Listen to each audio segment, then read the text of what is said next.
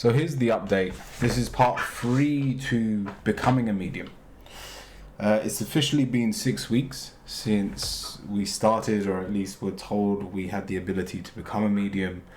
And yeah, things are getting exciting.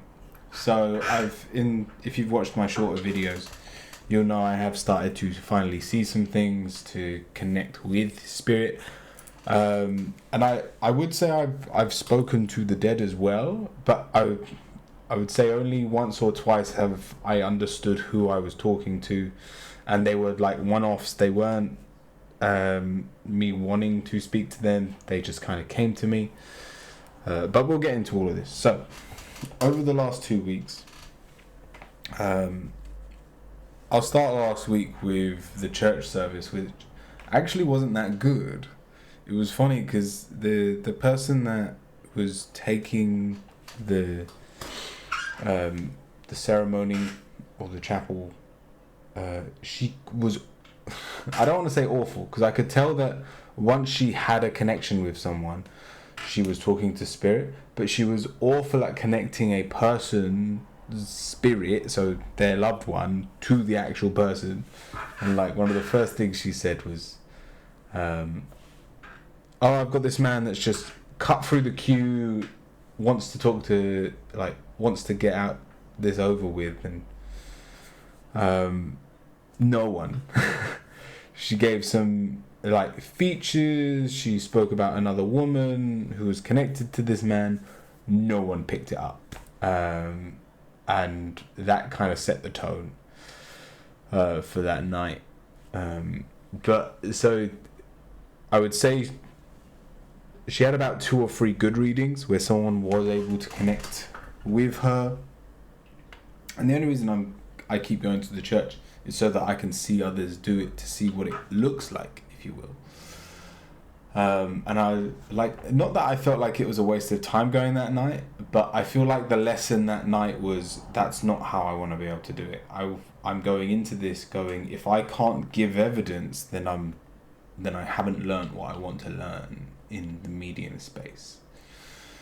And so anyway, it was like, I still enjoyed going. The tea and biscuits was nice. I actually picked up a book that night, The Pilgrim, from the same person that wrote The Alchemist, and I've started reading that, which was quite interesting.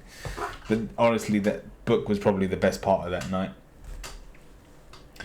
And then I was meditating this week, and so because it was such a bad experience, if you will, I went, you know what, screw it, just get rid of all the belief systems, get rid of all the like harsh realities and where I don't think I'm good enough.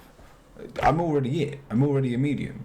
And so this is what I told myself sitting down for one of my half an hour meditation sessions. And I immediately got this energy. Now it felt almost evil, or just a very strong presence. But the longer it lingered, I was like, it wouldn't just be sitting there and like waiting for me if it was evil. So I almost logically like overcame that fear. I wouldn't even call it a fear. It was just a shock more than anything else. And when I realized it was positive, I was like, so what are you here for? And it turned around to me in still like a menacing voice. But I went, so you think you're grounded enough to do this? And then I realized, I was like, oh, you're here to test me. Okay. Give me the test. And so then it proceeded to put me in very like harsh situations. So what happens if you're doing this and you're never appreciated for your hard work? What happens if you're doing this and a loved one dies? What happens if you're doing this and it just kept firing these very deep questions at me. And for all of them, because I've definitely changed during this time.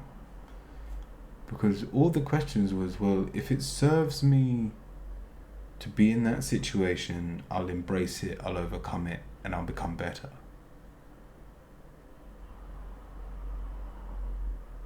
And Like, when your fear completely disappears to anything, and like, I really started to tap into that idea of trust. No matter what happens, I trust that it either serves me or actually benefits me in some way. And the best part of that is, once you gain that mentality, a lot of what's thrown at you is actually beneficial, and you don't even have to come from the mindset of, well, that was bad, how can I turn it good? It's just, a lot of what happens to me is good anyway now. And then it was after that, so like after passing that test, I then connected to the first dead person I ever like that I knew, because there was this old man that worked where I used to work, and he would make this really funny sound. He'd like rattle his ear and go, or like, but like squeaky, and I heard that sound and I was like, I know exactly who this is. And so I proceeded to talk to him for a little bit. He didn't really have a message for me, but it was nice to have that connection with someone that I knew was dead and that like came through during one of these meditations. And then we proceed to when I don't know if I updated you lot about well, let me put it this way. The best thing that's happened since starting this journey, or like not even seeing the dead person, was like, wow, that was just like, oh yeah, that's part of the journey. It was when I went to a circle and I saw the pirate, and who was blind, and not like born blind, like someone had dug his eyes out blind. When the blind pirate taught me how to see, that was one of the coolest experiences I've had by myself. Like, he stroked my hand and I felt it.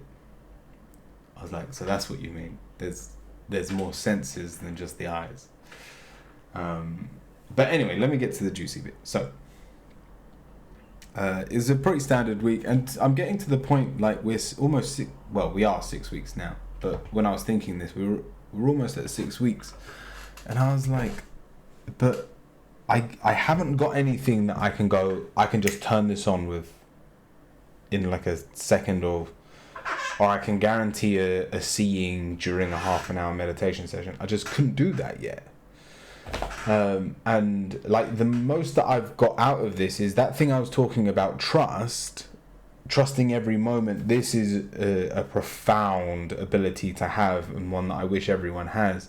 And I upgraded that trust to ease, because I was like, so how can I trust myself and still want more, like still want to win the lottery or still make things easy? And that's when it clicked. I went, it's because it's easier.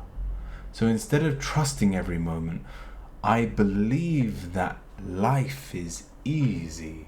And then that day, like small things, like I needed some blue tack, and then I found some like right in front of me. I was like, well, that was easy.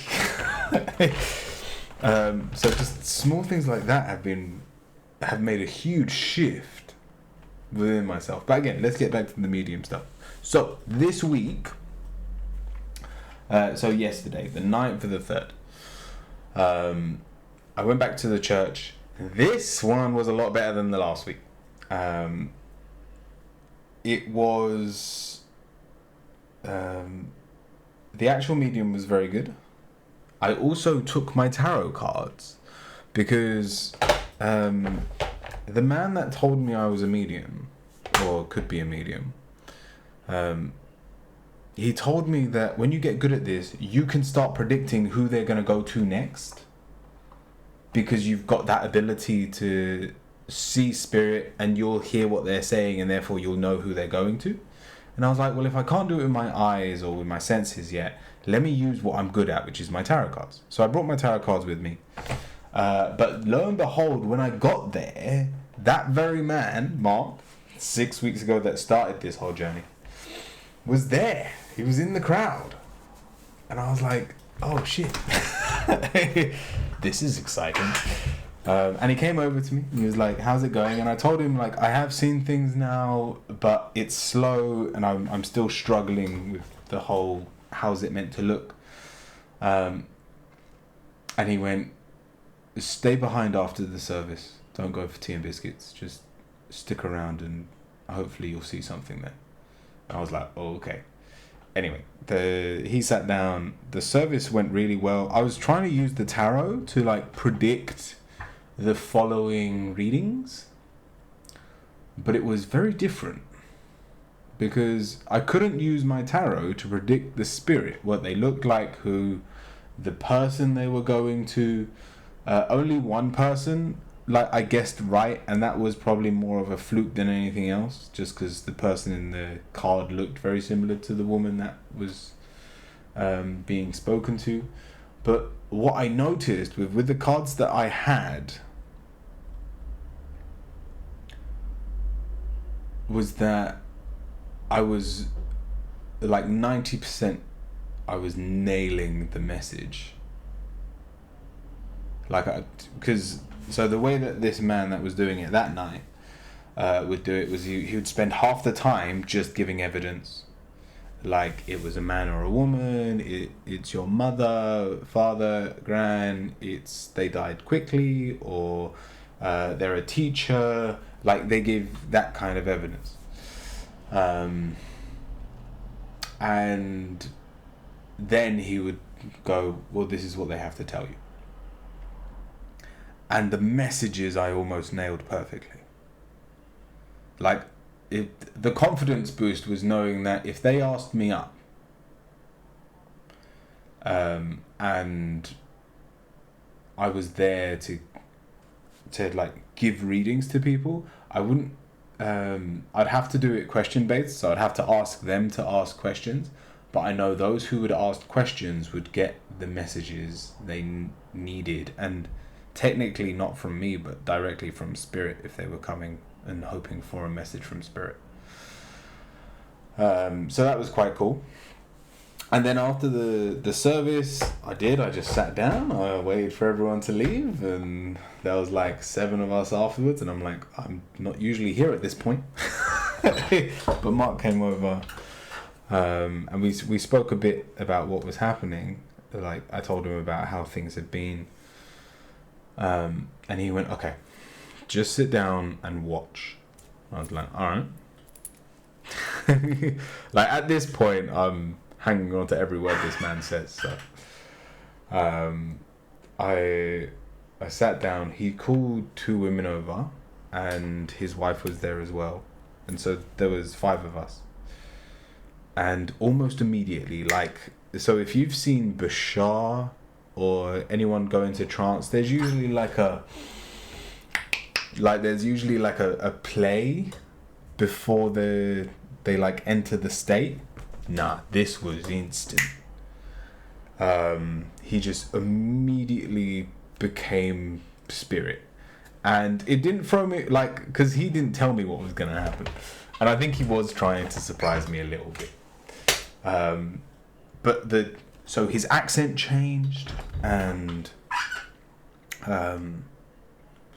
like, that didn't throw me off at all. But the bit that like surprised me was he looked different.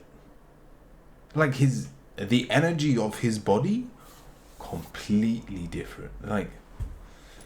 Like not just so he hunched over a little bit when he was talking and the accent changed and whatnot, but I was looking at him and I'm like, that's not Mark. That's whoever's like coming through. So that was quite cool. But then he proceeded to talk about, like, to these 2 women, that they're very capable mediums, and that the enhancement they need, the extra abilities they need, whether that's clairvoyance, clairaudience, or trance, whatever it is, his spirit guides would help them unlock it. And he wanted, in that very church, to open up a school, if you will, or a circle once a month to help those looking to become mediums. So as you can imagine, my head's kind of blown. I'm like, oh my god, I've been looking for a teacher since like I started this journey, which was like the age of 16 to 18. I've been like, so why is there no one here to help me? Like, where's my alchemist? Where's my druid? Where's my Socrates? Where's the guy that's meant to help me in this lifetime? Well, lo and behold, I think I just found him. And so he was in trance for about 10 minutes explaining everything. And then afterwards, him and his wife spoke in more detail about what their spirits wanted. And like they'd said, like they'd been badgering for like 2 weeks. Like, we need to speak about opening this circle and start teaching for 2 weeks now. And like just small coincidences the whole time. Like the last time I spoke to Mark, he turned around to me and went, like at that point I didn't even know his name or I didn't have his number, but he was like, I'm gonna see you again, and the next time I see you, you're gonna give me a tarot reading. And lo and behold, I had my tarot cards with me. I didn't actually get to give him a tarot reading because we were doing all this.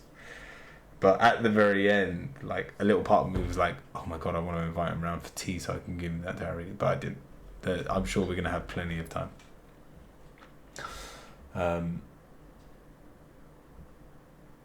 But I don't know when this is going to go through. It could take a month or two to get the logistics all sorted out. But I may have just found my teacher. And the way they said it, because one of the women was quite nervous. Because she'd been in trance before and felt like she couldn't get out. And they were like, because they're using, like they've got access to a spirit team, they will not allow a state where you get stuck. It won't happen like that. And in most cases, or the way they put it was, you can't actually get stuck in a trance. Like, you can assume it can, and the universe being unconditionally loving, it'll allow you to think whatever you want. But that was just an assumption that you were stuck. It was more you just probably panicked and therefore didn't have the mental capacity to snap yourself out of it. These kind of things don't scare me at all. I'm there going, stick me in a trance, I don't mind. But yeah, so they were saying that they're going to allow their spirit guides or like spirit community to do the teaching, to have direct access to those who come to the circle, and really help you open up these other senses of yours. So even though week 6, we are definitely seeing progress. I've definitely, from my, I know it's hard to give you solid proof at this point, but from my own perspective, I've definitely seen spirit. I've definitely spoken to spirit. But just I'm not confident in myself that I can do it quickly, or I would get the right information if I was doing like a medium reading for someone else, which is like really why I want to tap into these classes and just see where it goes. So yeah, exciting times. That's kind of where we are right now. I think that's it. But yeah, life is, it's just funny. That night when I came home, I was just laughing. Like the whole way home. And not like, oh, that's funny. Like, everything has its place, has its purpose. Like, I'm literally starting to see the miracles happen in front of me. It's beautiful. Like, I just couldn't stop laughing yesterday. So yeah, I'll fill you in again in another 2 weeks. I'll leave that there.